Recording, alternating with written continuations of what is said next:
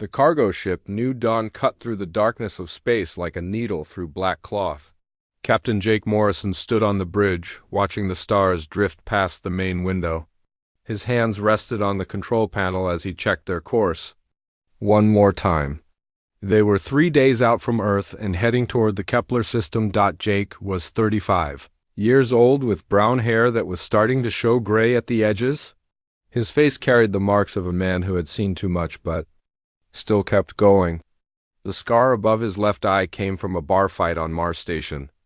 The calluses on his hands came from years of working with his crew to keep their ship running. Behind him, his crew worked at their stations. Lisa Brown handled communications while Pete Johnson kept watch on the engine readings. They had been flying together for 5 years now. Jake trusted them with his life, and they trusted him with theirs. The New Dawn was not a pretty ship.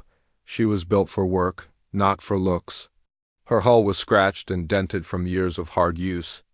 But she was fast and she was tough, and that was what mattered in this part of the galaxy. Jake looked at the navigation display and frowned. They were entering Zephyrian space, and that meant trouble. The Zephyrians controlled 12 sectors of the galaxy, and they did not like humans very much. Most aliens in the galaxy looked down on humans. They thought humans were weak and stupid. The Zephyrians thought humans were worse than that. They thought humans were dangerous. 3 months ago, the Zephyrian Empire had started blocking supply ships from reaching the outer colonies. They wanted to force the colonies to buy only from Zephyrian merchants. The prices were so high that many colonies could not afford basic food and medicine. People were dying while the Zephyrians got rich. Jake and his crew had started running supplies to the colonies anyway. They bought food and medicine on the black market and smuggled it past Zephyrian patrols. It was dangerous work, but someone had to do it. The colonies needed help, and the Zephyrians were not going to give it to them. The Zephyrians had put a price on Jake's head. They wanted him alive so they could make an example of him. They wanted to show the galaxy what happened to humans who got in their way. Jake knew about the bounty, but he did not care. He had a job to do on the other side of the galaxy in the capital city of the Zephyrian Empire. Something terrible was getting ready to hunt him. Kethver the Soul Render stood 9 feet tall and weighed over 400 pounds. His skin was black as space and covered with scales that looked like armor. His arms were longer than a human's whole body, and his hands ended in claws that could cut through steel.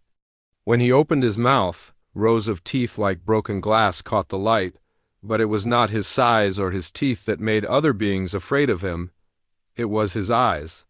They were yellow like the flames of a dying star, and they seemed to look right through you. When Kethver looked at you, you felt like he could see every fear you had ever had. Every nightmare that had ever woken you up in the middle of the night. Kethver had been the Zephyrian Empire's chief interrogator for 20 years. In that time, he had broken the will of thousands of beings from dozens of different worlds. He knew the pressure points of every known species. He knew what made them afraid, what made them angry, what made them give up hope. The other Zephyrians called him the Soul Render because he could break a being's spirit without even touching their body. He could make them want to die just by talking to them. He could make them beg for mercy just by looking at them. No one had ever resisted him. For more than a few hours, when the High Council met to discuss the human problem, Kethver was the first to speak. He told them he wanted to handle Jake Morrison personally. The other council members were surprised. Kethver usually worked on important prisoners, not smugglers and pirates, but Kethver was curious about humans. He had heard strange stories about them. They were supposed to be weak, but they kept fighting even when they could not win. They were supposed to be afraid of death, but they kept taking risks that could get them killed. They were supposed to be selfish, but they kept helping others even when it cost them everything. Kethver wanted to test these stories. He wanted to see if humans really were different from other species. He wanted to see if a human could resist him the way the stories said they could resist everything else. The High Council gave him permission to hunt Jake Morrison. They told him to bring the human back alive. They wanted to make his death a public show that would scare other humans away from Zephyrian space. Kethver agreed, but he had his own plans. He did not just want to kill Jake Morrison. He wanted to break him first. He wanted to prove that humans were just like every other species in the galaxy. He wanted to show that fear was stronger than courage, that pain was stronger than hope, that death was stronger than life. He began studying everything he could find about human psychology. He learned about their history, their culture, their fears. He prepared special tools designed to work on human nervous systems. He practiced the words he would use to break Jake Morrison's spirit. Kethver had never failed to break a prisoner. He was not going to start now, but he had never faced a human before. He had never faced someone who came from a world where death was just another part of life, where pain was just another teacher, where fear was just another challenge to overcome. The hunt was about to begin. The alarm on the New Dawn started screaming at 4 a.m, ship time.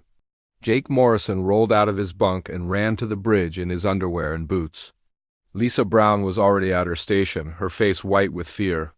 "Captain, we've got company," she said, pointing at the scanner display.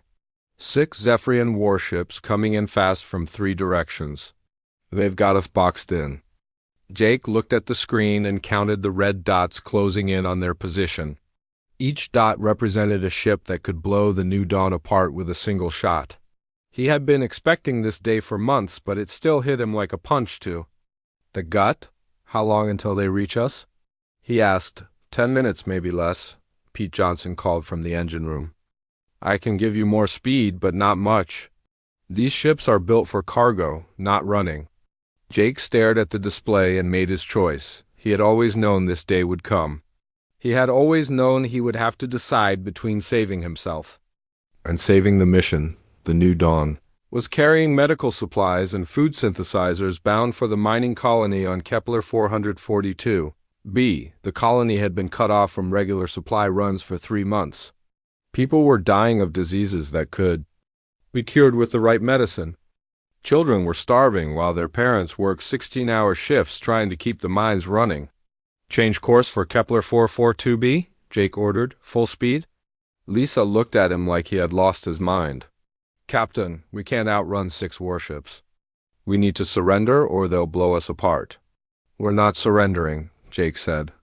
"And we're not running, we're finishing the job." He walked to the communications panel and opened a channel to the whole ship. "This is the captain speaking. We've got Zephyrian warships closing in on us. I'm ordering all crew to the escape pods. You have 8 minutes to get out of here." "Captain, what about you?" Pete asked over the intercom. "Someone needs to fly the ship," Jake said. "Someone needs to make sure the supplies get to the colony. That someone is me." Lisa grabbed his arm. "Jake, you can't do this. They'll capture you. They'll torture you. You know what they do to prisoners?" Jake looked at her and smiled. It was not a happy smile, but it was not a scared one either. "Lisa, I've been dead since the day I started this job. Every run we make, every colony we help, every time we stick it to the Zephyrians, I'm living on borrowed time. Today the bill comes due. But why?" she asked. "Why throw your life away for a bunch of strangers?" Jake walked to the window and looked out at the stars. "Because someone has to. Because if we don't help them, who will? Because the moment we stop caring about other people is the moment we stop being human." The crew argued with him for 3 more minutes, but Jake would not change his mind. Finally, Lisa kissed him on the cheek and ran for the escape pods. Pete shook his hand and followed her. One by one, the crew of the New Dawn said goodbye to their captain and left him alone on the bridge. Jake watched the escape pods launch and disappear into the darkness. The Zephyrian ships would track them, but they would not waste time chasing escaped crew when they had the captain right in front of them. He turned back to the controls and pushed the engines to their limit. The New Dawn shook and groaned as she fought to reach the mining colony. The Zephyrian ships were gaining fast, but Jake only needed a few more minutes. The colony appeared on his screen, a small cluster of lights on the surface of a gray planet. Jake aimed for the landing pad and started his descent. The Zephyrian ships were right behind him, their weapons charging for a warning shot. Jake landed the New Dawn hard, bouncing twice before the ship settled on the pad. He ran to the cargo. bay and hit the release button. The bay doors opened and the supplies spilled out onto the landing pad. Colony workers ran out to grab the medical equipment and food synthesizers. Jake walked back to the bridge and sat down in his captain's chair. He could see the Zephyrian ships landing around the colony. Soldiers in black armor were marching toward his ship. He had maybe 2 minutes before they reached him. He used the time to send a message to his sister back on Earth. He told her he was sorry he would not be coming home for Christmas. He told her he loved her and that he hoped she would understand why he had to do this. Then he deleted the message logs and wiped the navigation computer. The Zephyrians would not learn about his other supply runs from his ship's records. The airlock opened and 6 Zephyrian soldiers walked onto the bridge. They were tall and thin, with gray skin and too many teeth. Their armor made them look like walking skeletons. They pointed their weapons at Jake and waited. Jake kept his hands where they could see them and did not move. He had expected them to stun him or tie him up right away. Instead, they just stood there like they were waiting for something. A few minutes later, Jake heard footsteps in the corridor. Heavy footsteps that made the deck plates vibrate. Something big was coming. Kethver the Soul Render ducked through the airlock and straightened up on the bridge. Jake had seen pictures of Zephyrian interrogators, but seeing one in person was different. The alien was huge, bigger than any living thing Jake had ever seen. His black scales reflected the bridge lights like a mirror made of nightmares, but it was the eyes that got to Jake. They were yellow and bright, and they seemed to look right through him. When Kethver looked at him, Jake felt like the alien could see every secret he had ever kept, every fear he had ever felt, every doubt he had ever had about himself. "You are Jake Morrison," Kethver said. His voice was like rocks grinding together. "That's right," Jake said. "You know why I am here, I can guess." Kethver stepped closer, his claws clicking on the deck plates. "You will come with me now. You will not resist. You will not try to escape. You will do exactly as I say." Jake stood up slowly and put his hands behind his back. "I figured as much." The soldiers put restraints on his wrists and ankles. The restraints were made of some kind of metal that felt cold against his skin. They also put a collar around his neck that buzzed with electricity every few seconds. As they let him off the bridge, Jake looked back at his ship one last time. The New Dawn had been his home for 5 years. She was not much to look at, but she had never let him down. Now someone else would have to take care of her. Kethver walked beside him as they left the ship. "You are very calm for someone who is about to die," the alien said. Jake looked up at him and shrugged. "Everyone dies. The only question is whether you die for something that matters." Kethver studied his face for a long moment. "We will see how calm you are when we reach my ship." Jake did not answer. He was already thinking about what was coming next. He had heard stories about Zephyrian interrogations. He knew it was going to be bad. But he also knew something that Kethver did not know yet. Jake Morrison was not afraid to die. The Zephyrian warship was 3 times the size of the New Dawn and 10 times as ugly. Jake Morrison walked through its corridors with his hands bound behind his back. The soldiers pushed him forward whenever he slowed down. The metal collar around his neck sent jolts of electricity through his body every 30 seconds. The ship smelled like oil and burned metal. The walls were covered with sharp edges and spikes. Everything was designed to make prisoners feel small and scared. Jake looked around with interest instead of fear. He had never been on a Zephyrian warship before. "Interesting decoration," he said to one of the guards. "Did you guys hire the same guy who designed Hell?" The guard hit him in the back with the butt of his weapon. Jake stumbled but kept walking. He was not going to give them the satisfaction of seeing him fall. They reached a door marked with symbols that Jake could not read. The door opened with a hiss and cold air rushed out. The soldiers pushed Jake inside and left him alone with Kethver. The interrogation room was like a museum of pain. The walls were lined with tools and machines from dozens of different worlds. Jake recognized some of them from his time as a soldier. Others were completely alien to him. All of them were designed to cause suffering. In the center of the room, was a chair that looked like it had been built by someone who hated the idea of comfort. Metal bands would hold a prisoner's arms and legs in place. Wires and tubes connected to machines that hummed with power. Above the chair, a spotlight waited to blind whoever sat in it. "Welcome to my workshop," Kethver said. His voice echoed. "Off the metal walls, this is where I practice my art." Jake looked around the room and whistled softly. "You must be real popular at parties." Kethver tilted his head like a confused dog. "I do not understand your reference." "Never mind," Jake said. "Just making conversation." The alien interrogator walked to a control panel and pressed several buttons. The chair in the center of the room came alive with lights and sounds. Energy fields crackled between the metal bands. The machines on the walls began to hum louder. "Do you know why you are here?" Kethver asked. "I'm guessing it's not to swap recipes." "You are here because you have caused problems for the Zephyrian Empire. You have stolen from us. You have interfered with our trade routes. You have encouraged others to resist our authority." Jake nodded. "Sounds about right. You forgot the part where I sleep with your sister, but otherwise, that's a pretty good summary." Kethver's eyes flashed with anger. "You will learn respect, human.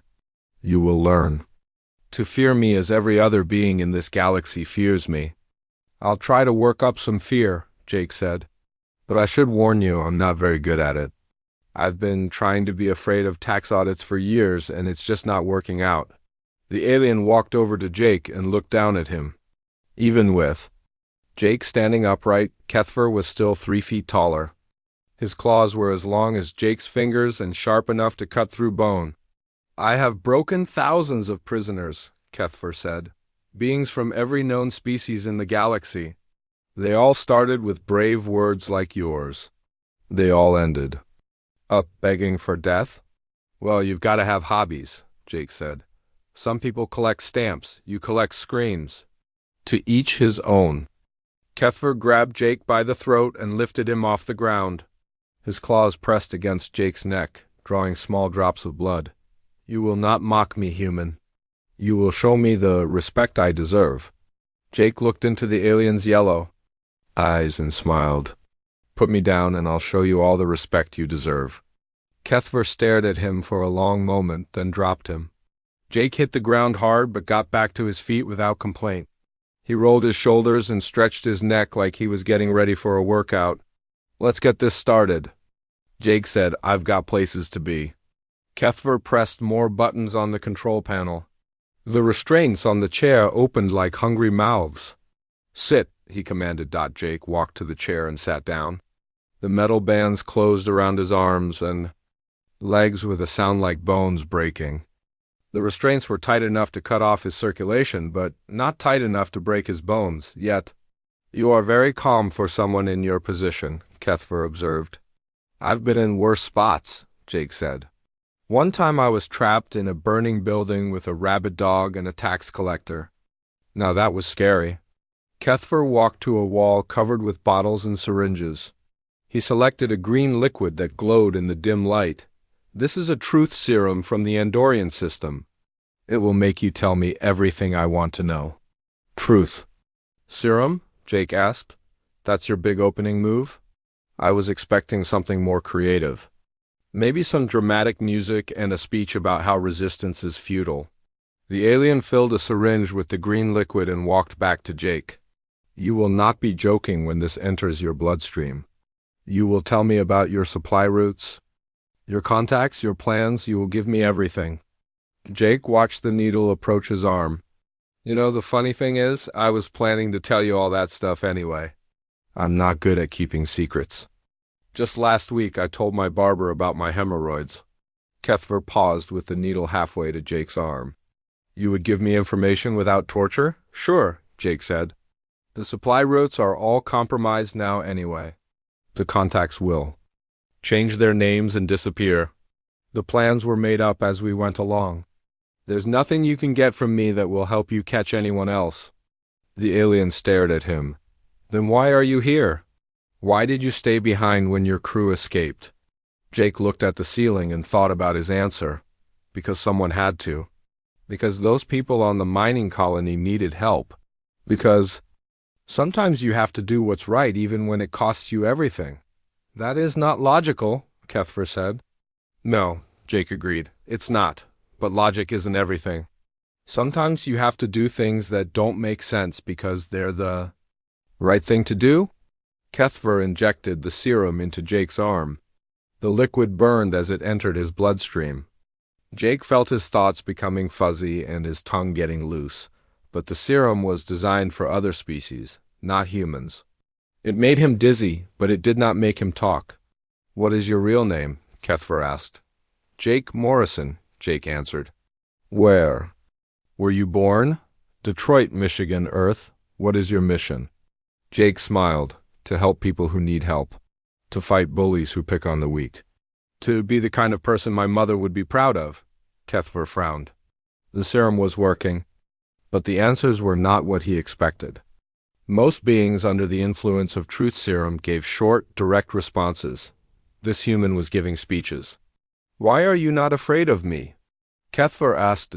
Jake looked at him with eyes that were clear despite the drugs in his system. Because you're just another bully with sharp teeth. I've been dealing with bullies my whole life. The only thing that's different about you is that you're taller.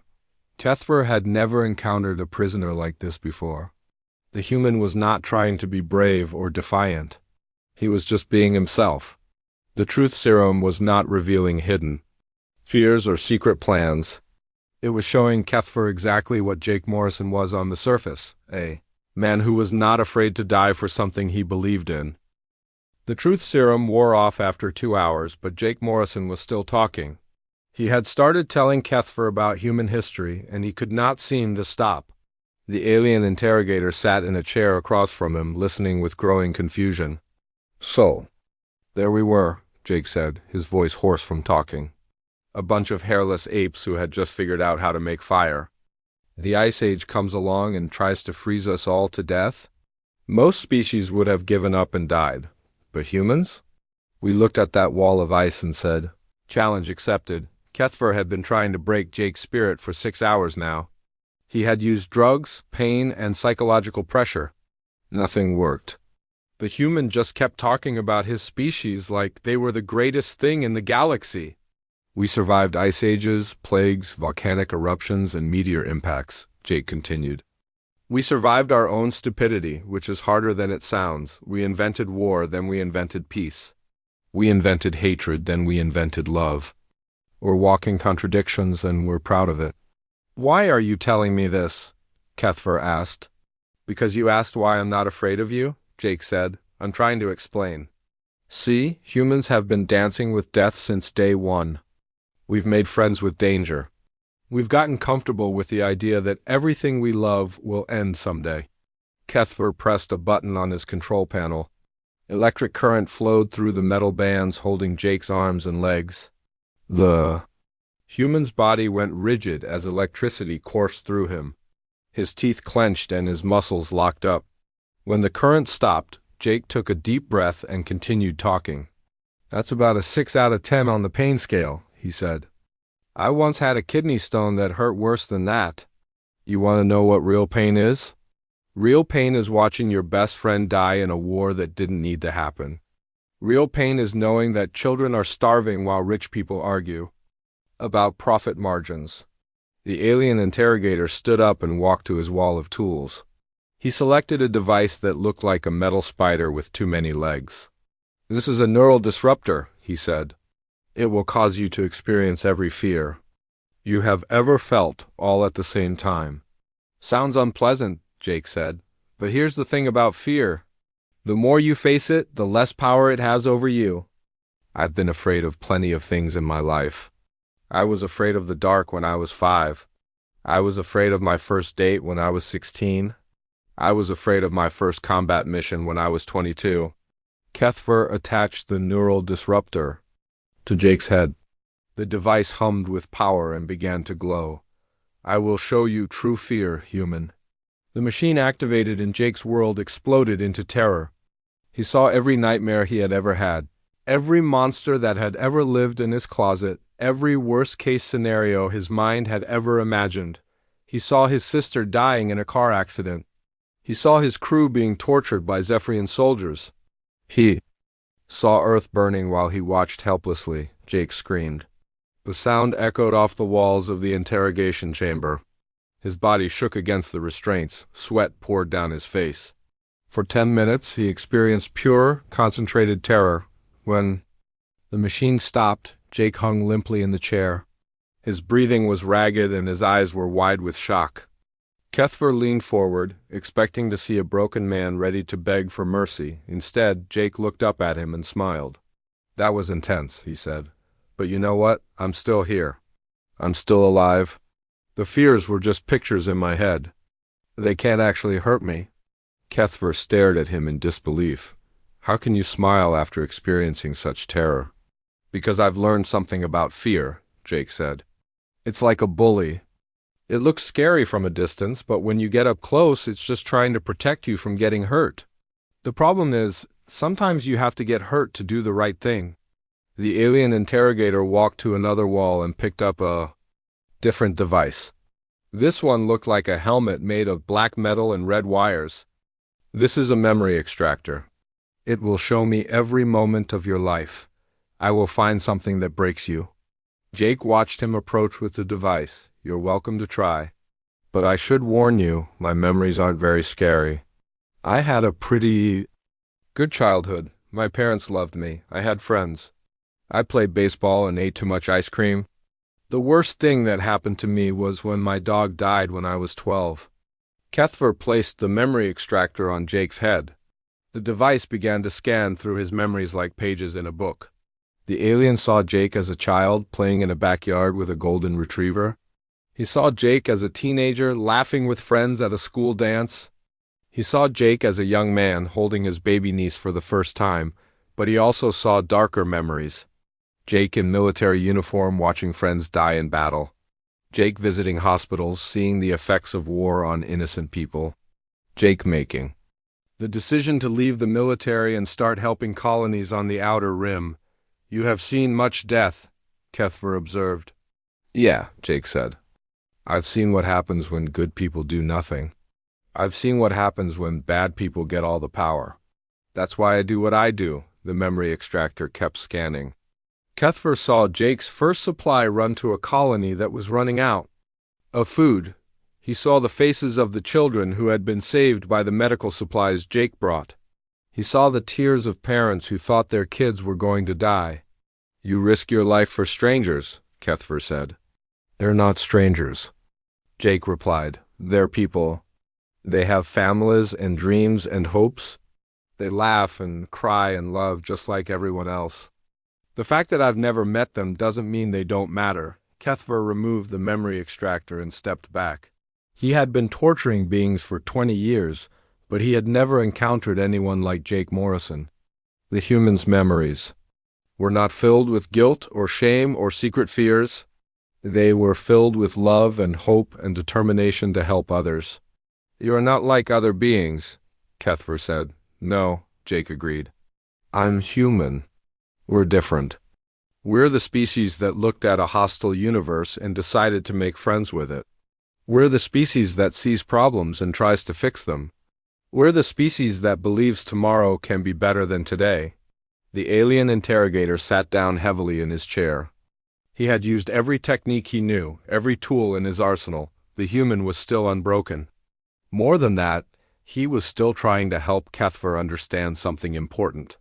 "Why do you keep explaining your species to me?" Kethver asked. Jake looked at him with eyes that were tired but not defeated. "Because maybe if you understand us, you'll understand why we can't be broken. Maybe if you understand us, you'll understand that there's a better way to live than causing pain and fear." "What way is that?" "The way where you help people instead of hurting them. The way where you build things instead of tearing them down. The way where you choose love over fear, hope over despair, life over death." Kethver stared at him for a long moment. "You are trying to convert me." Jake smiled. "I'm trying to show you that there's more to existence than being the monster in someone else's nightmare. You could be the hero in someone's story instead." For the first time in 20 years, Kethver the soul render felt something crack inside. His chest, it was small, barely noticeable, but it was there. It was the sound of a heart that had been frozen for too long, finally beginning to thaw. Jake Morrison had been in the interrogation chair for 3 days. His wrists were raw from the metal restraints. His body ached from the torture devices. His voice was almost gone from talking. But his eyes were still clear and his spirit was still strong. Kethver sat across from him, staring at his hands. The alien interrogator had run out of tools and techniques. He had used everything in his arsenal. The human was still unbroken.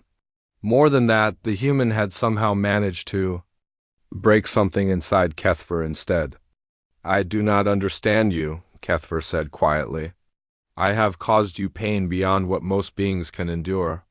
You should hate me. You should beg me to kill you. Instead, you keep trying to help me." Jake coughed and tasted blood. "That's what humans do. We help people even when they hurt us. Especially when they hurt us." "Why?" Jake thought about his answer for a long moment. "Because hurt people hurt people. Someone hurt you once, didn't they? Someone made you into what you are? You weren't born wanting to cause pain." Kethver's yellow eyes flashed with something that might have been memory. "You know nothing about my past." "I know enough," Jake said. "I know that nobody becomes a torturer because they had a happy childhood. I know that nobody spends their life breaking other people unless someone broke them first." The alien stood up and walked to the wall. He pressed his clawed hand against the cold metal and was quiet for a long time. When he spoke again, his voice was different, softer, sadder. "I was not always like this," he said. "I was young once. I had dreams. I wanted to be a teacher, to help young Zephyrians learn about the galaxy, but my family was poor. The only way to advance in our society was through the military." Jake listened without judgment. He had heard similar stories from human soldiers who had done terrible things in war. "They trained me to interrogate prisoners," Kethver continued. "They said it was necessary. They said I was serving the Empire. They said the pain I caused was for the greater good." But you knew better," Jake said. "At first, yes. At first, every scream haunted my dreams. Every broken prisoner weighed on my conscience, but they taught me to bury those feelings. They taught me to find pleasure in power over others. They taught me to become a monster." Kethver turned back to face Jake. "And I was good at it. So good that I forgot who I used to be.